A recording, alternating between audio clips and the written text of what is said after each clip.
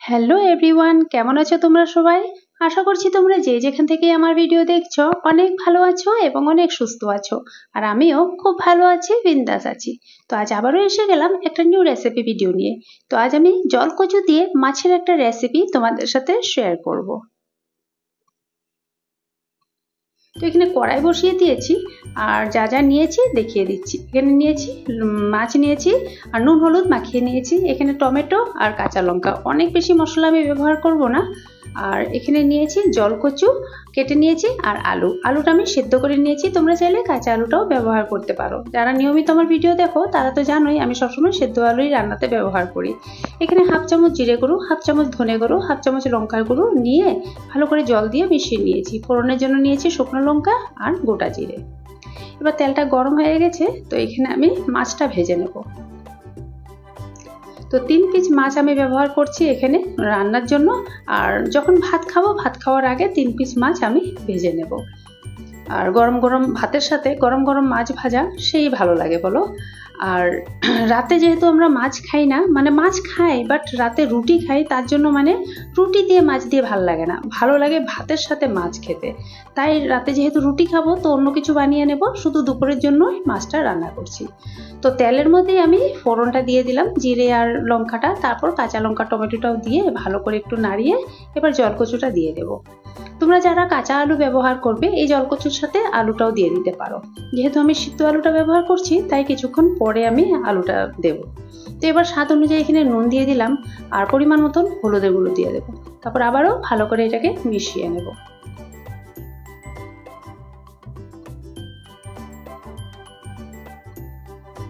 ভালো করে মেশানো হয়ে গেছে।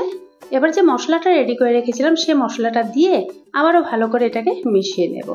এরপর যে সেদ্ধ আলুটা ছিল সেই সেদ্ধ আলুটাও এখানে দিয়ে দেব। সেদ্ধ আলুটা দেওয়ার পরও আবার ভালো করে একটু মিনিট খানিক নাড়াচাড়া করে নেব। তারপর এটাকে আমি ঢেকে রেখে দেব 3 মিনিটের জন্য। গ্যাসের ফ্লেমটা একদম লো করে দেব। এবার 3 মিনিট পর তোমাদেরকে দেখাচ্ছি। দেখো একদম মশলাটা পুরো কষানো হয়ে গেছে। মানে রান্না তখনই খুব স্বাদ হয় যখন রান্নাটা খুব মশলাটা কষানো হয়। এবার Kashmiri red chilli powder half চামচ আমি দিয়ে দিচ্ছি কালারটা সুন্দর হওয়ার জন্য। তোমরা চাইলে স্কিপ করতে পারো, নাও দিতে পারো। এবার মশলাটা খুব ভালো করে কষানো হয়ে গেছে। এবার আমি এখানে দিয়ে দেবো জল। তো জল আমি গরম জল ব্যবহার করছি, তোমরাও চেষ্টা করবে গরম জল দিতে। গরম জল দিলে কুকিং প্রসেসটা থেমে যায় না আর রান্নাও খুব টেস্টি হয়, ভালো হয়। এবার আবারও আমি 3 মিনিটের জন্য ঢেকে রেখে দেবো। এবার আমি 3 মিনিট পর আবার ঢাকনাটা তুলে তোমাদেরকে দেখাচ্ছি। কচু আলুটা তো আগে থেকেই সিদ্ধ ছিল, কচুটা কিন্তু একদম সিদ্ধ হয়ে মশলার সাথে খুব সুন্দরভাবে মিশে গেছে।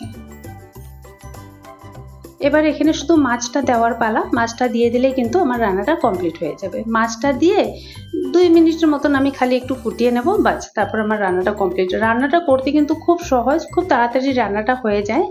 আর তোমাদের যদি আমার এই রেসিপিটা ভালো লাগে তবে একটা লাইক করে দিও বন্ধুরা, একটা কমেন্ট করে দিও, আর পারলে একটু শেয়ার করে দিও। আর তোমাদের একটা লাইক একটা কমেন্ট করলে তোমাদের তো কিছু আসে যাবে না, বাট আমার অনেক কিছু লাভ হবে। আর তোমাদের একটা লাইকে আমার এই ভিডিওটা আরও 10 জনের কাছে পৌঁছে যাবে, সেই ক্ষেত্রে আমার অনেক লাভ হবে।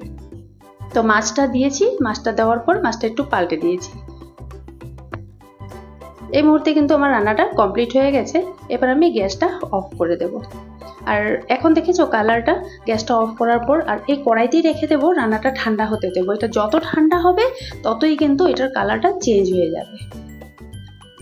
দেখো যত ঠান্ডা হচ্ছে কালারটা চেঞ্জ হয়ে যাচ্ছে।